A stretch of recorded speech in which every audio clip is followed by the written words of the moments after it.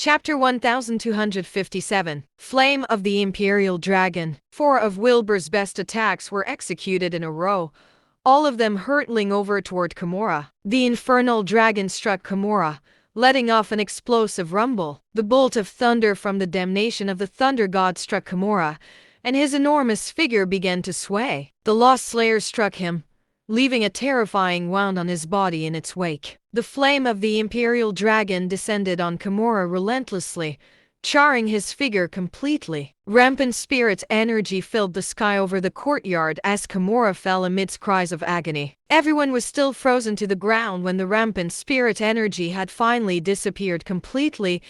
They could only stare at Wilbur in disbelief. Wilbur had the historical halberd in one hand and the other hand in one pocket, looking at a fallen Kimura. Kimura's domain had vanished then, and he returned to his regular form as a mortal. However, his body was completely charred black. There was a terrifying wound on his chest that even revealed his intestines to the naked eye as he lay unmoving, barely hanging on by a thread. The only thing fueling Kimura's life then was his strong physique as a super sanctuary level cultivator. Of course, he was nothing more than a lamb awaiting its slaughter now, with no way of fighting back at all. Wilbur, on the other hand, remained unaffected and completely calm after activating his domain and so many of his ultimate moves in a row. The shock eventually wore off Robert and the others, and they snapped out of their stupor to erupt into cheers. All of them were currently gazing at Wilbur with nothing but admiration and respect in their gazes as if they were beholding a god. Tears rolled down Roshan's cheeks. Trevor Penn definitely deserved his reputation. This was the kind of power that would deem him an elite even in comparison to other super sanctuary level cultivators. Behind Kimura,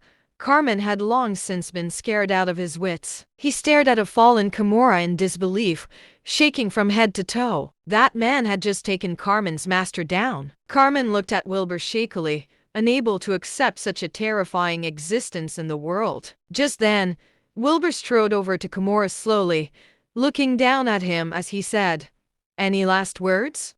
You can't kill me," Kimura croaked in a feeble, terrified whisper. Wilbur chuckled. "Oh, and why would that be? My master, Loya, is the chaplain of Shia. Tens of thousands of people bow to him, and he's far more powerful than you are. He'll avenge me for sure if you dare to kill me," Kimura rasped in terror. Wilbur's expression darkened. "Do I look like I'd be scared of him? What a shitty excuse. You're going to die." He raised the halberd in his hands. "My master told me to come. I'm just carrying out his orders." Kimura's croak turned into a raspy scream. The halberd stopped in midair as Wilbur looked down at Kimura coldly. Kimura stammered, "It was my master's intention to challenge the cultivators of Dasha. He said the cultivators' circle in Dasha had fallen and told me to take over, then make all the cultivators here his followers.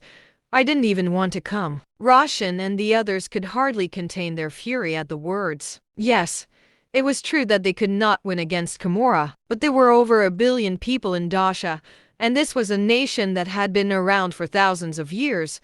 Who knew how many hidden elites there were? This chaplain from Shia thought that he would be able to have all the cultivators of Dasha become his followers just by sending over one of his pupils. How arrogant! Wilbur sneered at the words. The historical halberd fell, and blood filled the air as one of Kimura's legs was chopped off, vanishing into thin air right after. Kimura screamed in pain, clutching his broken leg as he howled. Wilbur eyed him coldly. "Go back and tell Loya that I'll be paying Shia a visit very soon and challenging the cultivators' circle over that. That includes your master. I hope you're all ready by then."